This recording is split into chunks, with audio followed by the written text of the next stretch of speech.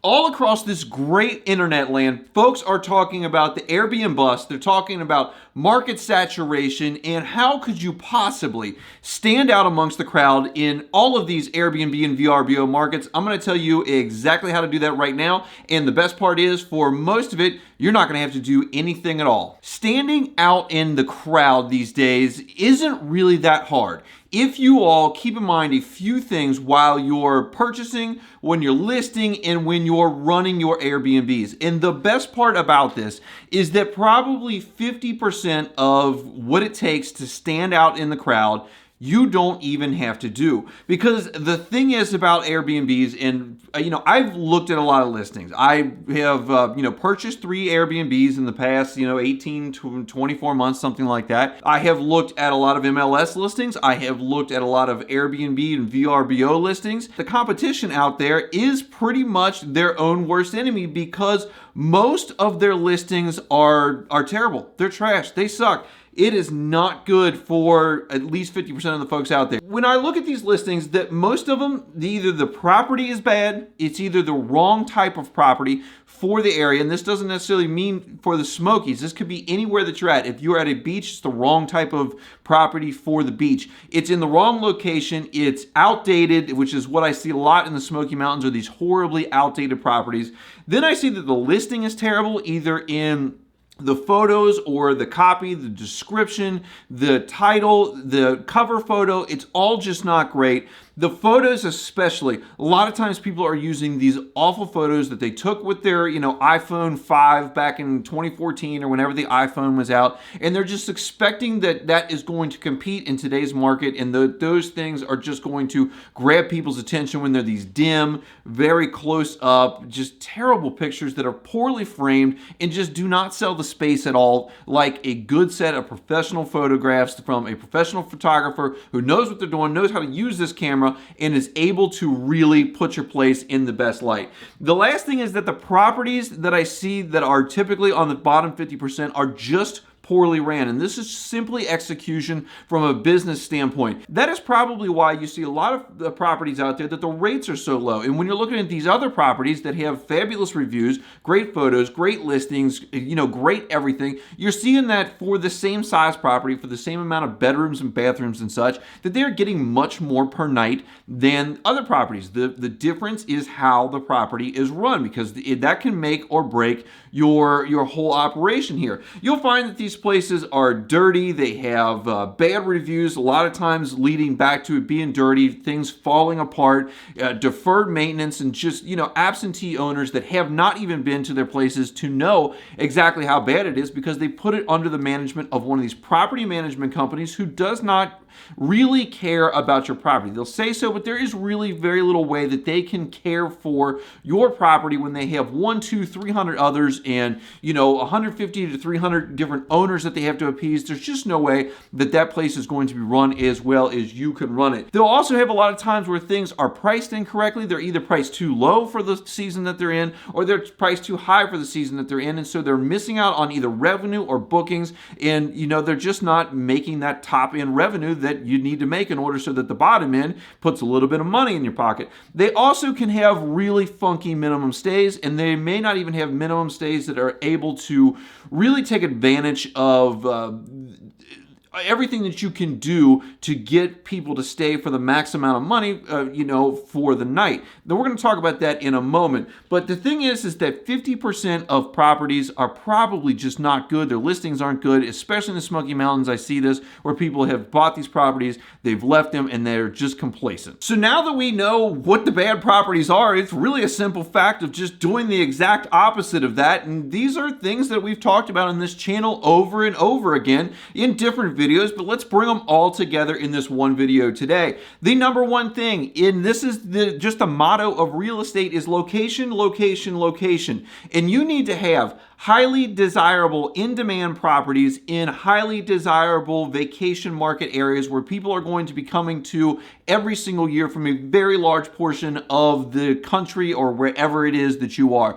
For me, that's the Smoky Mountains. We draw from all over the country. The Florida Gulf Coast is another place that is going to draw from all over the country, and it is, critical that you find a place like this that has a very high demand so that you can cover all your costs, put some money in your pocket, make this worth your while. Now, when you guys are out there, and I hear this all the time as well, the properties there are so expensive, the interest rates are so high, this, that, and the other thing, they cost a lot because they make a lot. And I'm not saying that every single property is right and every property is going to make money or make money the way that you want to. You have to run those numbers on your own. There are ones that are priced far too high. There are also ones that are still right priced. Even at these high prices, they are right priced for the amount of income that they bring in. And then you can find these other little deals where it is a very nice cabin that has just been left with one of these property managers. It's gone down in quality, and so you can come in, get that for a lesser price, put some money into it, just fix it up. It's usually like decor, putting some new furniture in, never usually like major stuff, but you might need to do an HVAC, you might need to do a roof, but you may be able to get that property very much under market like we did with our second property, Whispering Woods. And then once you put it back, into the circulation, you get instantaneous equity like we did with that. And, that was a great deal for us in the end. The second thing that you need to have is an amazing listing. You just have to have things have to be put together well, or you can easily fall into that lower 50% and, be passed over and not get the returns that you're looking for. You only have a moment to catch a guest's attention as they are scrolling through hundreds or thousands of listings, even once they've narrowed it down with their search criteria. As you go along in your journey and your property gets more seasoned, it gets more reviews, it gets more numbers, it will get pumped up farther in the algorithm. So you won't necessarily have to go so much on that cover photo. When you're, number 125 of 500, you might now be 5 of 250, and so you're on that first page and you're getting the first view of that. But your title and your description and your cover photo are your most important things for this whole thing. For one, your title needs to have descriptive words in it, like it says, mountain views, hot tub, log cabin, game room, close to XYZ, whatever your thing is. For me, it might be 5 minutes to Gatlinburg, 5 minutes to Pigeon Forge, 2 miles to Dollywood. Whatever it is that you need to do that. Not only do you need to put those in there, but you need to also have those in the description so that when you are doing search engine optimization, that those things that are searched for are going to populate your particular place. Your cover photo should stop someone from scrolling. It needs to be the wow picture. It needs to be, exactly what it is. And then the next 3 or 4, maybe 5 photos that get shown along with that cover photo, when you click on that listing, it has that photo. The next 3 or 4 need to have the major amenities of your place. If it's a hot tub, if it's a game room, a theater room, if it's a view of the beach, if it's a view of the mountains, whatever it is, those need to be there. And then you can put the rest of your photos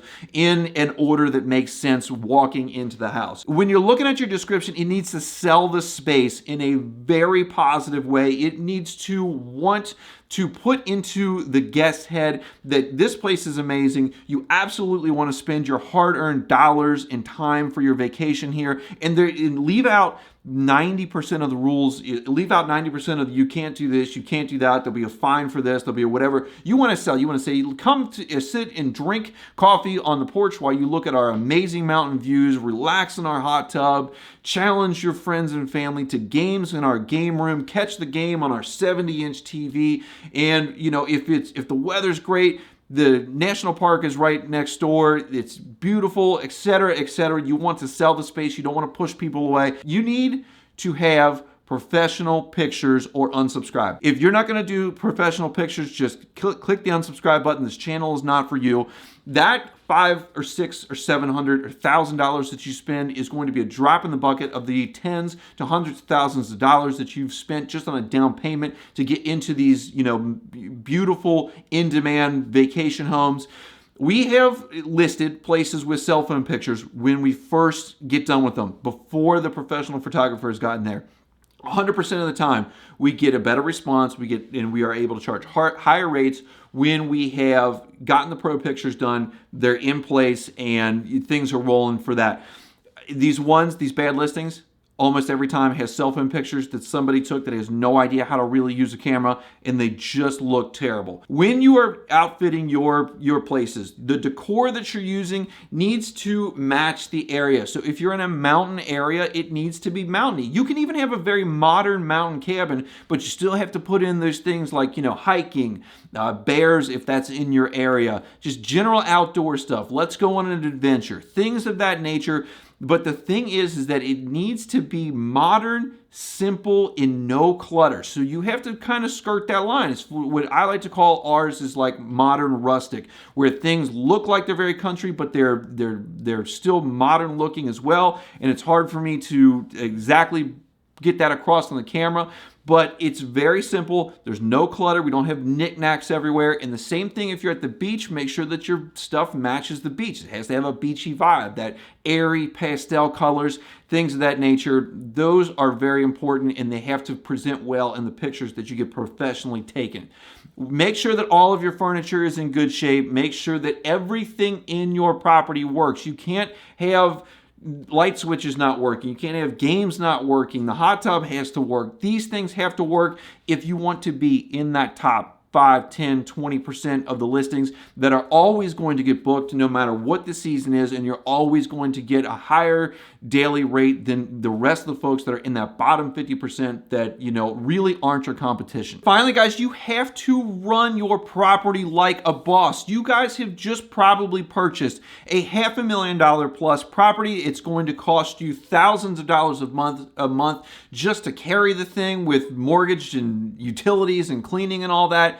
You got to be ready to put on your big boy or big girl pants, run this thing like a boss. The first thing you need to do is self-manage, especially if this is your first 1 or 2 or 3 properties. Nobody is going to care about the place like you will. That is just a fact. That is with almost any investment. Nobody is going to care about it like you are.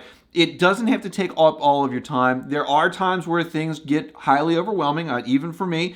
There are other times where I don't have to do hardly anything with it at all. See, look at my channel here. Look at videos that I've done on automation, how to automate messages, how to automate cleaner schedules, how to automate pest control. There are so many things that you can automate that take some time up front, but after that free up, basically everything, and the computer does your work for you so you don't have to. Later on, you can hire teammates, virtual assistants. You can hire, live assistants if you have enough properties to support someone on a salary like that. But always keep your management somewhat to yourself. Don't outsource it to one of these property management companies where you are just going to be cabin number 453 out of 1,562. You always have to deliver on your promises. Anytime that I've ever gotten in a really bad jam, I, for some reason, was not able to deliver on a promise, mainly because things that were just out of my control, but it still didn't make things any better, and it was still on me that I could not deliver on the promises. Make sure that you are making your check-in and check-out times. If your cleaners are consistently running late and you're 15, 30 minutes late, an hour late, that's not good. You either need to rectify that or move on to somebody else. The amenities, again, like I said, with the things have to work in your property. If your amenities don't work that you've guaranteed people, you're going to, at the worst, get bad reviews, be giving refunds, and, or at best, refunds and bad reviews. At worst, you're going to get reported to Airbnb, VRBO, and you might get delisted from the platforms for offering amenities that either don't work or just simply aren't there. Same thing with things like views and such. Views, a lot of times, have to be maintained. You have to cut trees down from time to time or trim things. If you guys are advertising this stuff, you have to deliver on what you're promising if you want to continue to be in that top tier property. As far as revenue is concerned, and this gets more into the back end, not necessarily to the guest experience, you need to dynamically price your properties.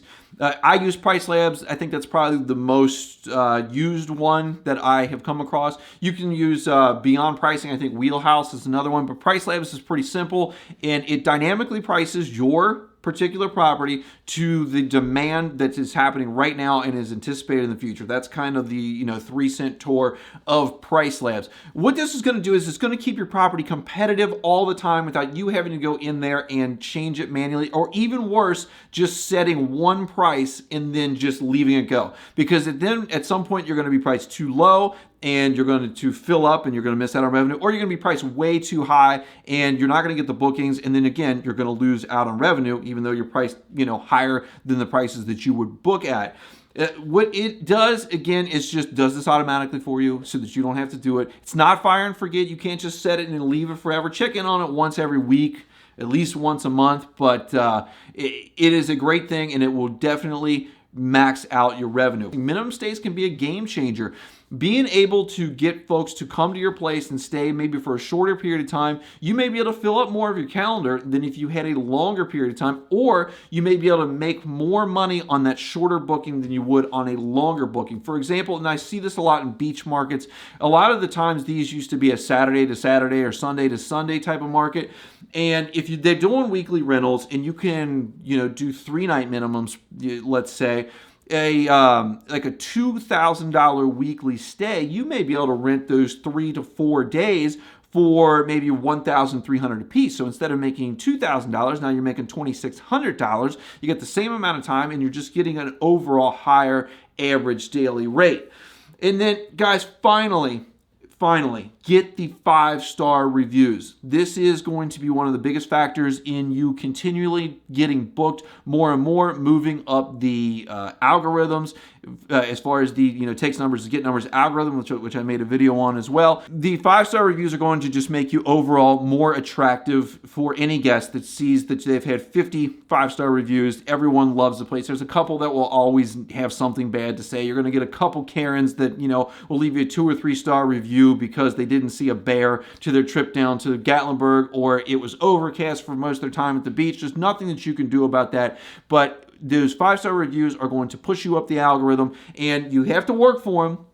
You have to ask for them, and I'm going to do a whole video on how to get the 5-star reviews the most amount of the time, and it's not just as easy as just sitting back and waiting for those folks to review. So be sure to subscribe for that so that you don't miss that in a future video, unless you are just adamantly against using professional photographs, in which case hit the unsubscribe and this may not be the channel for you. Guys, if you found this helpful, hit that like button for me, subscribe, click on the videos that are on the screen right now. They're going to tell you all about the properties that we buy, how we manage them from a long distance away, all the trials and tribulations of running a short-term rental business, because it's not all unicorns and rainbows. I appreciate you guys watching today. I'll see you in the next one.